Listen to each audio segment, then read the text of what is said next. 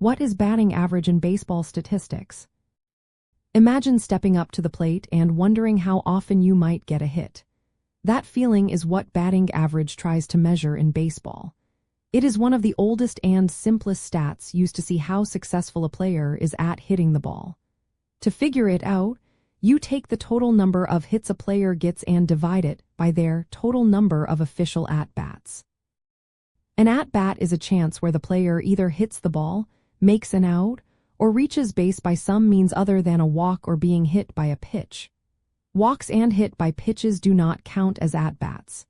The result is shown as a decimal with 3 places, like .300, which means the player gets a hit 30% of the time they are at the plate.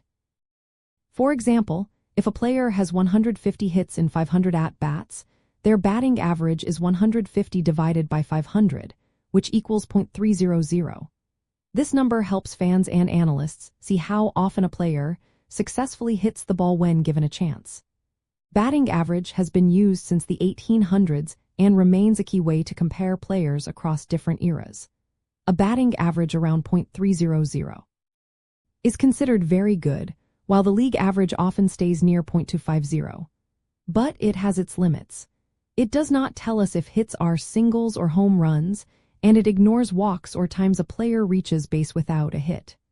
Because of that, modern stats like on-base percentage and slugging percentage are used alongside batting average for a fuller picture. When looking at players from the past and present, batting average still connects the great hitters like Ted Williams, who had a career average above .340, with today's players. In short, batting average shows how often a player gets a hit when they step up to the plate, making it a simple yet important way to measure hitting success in baseball.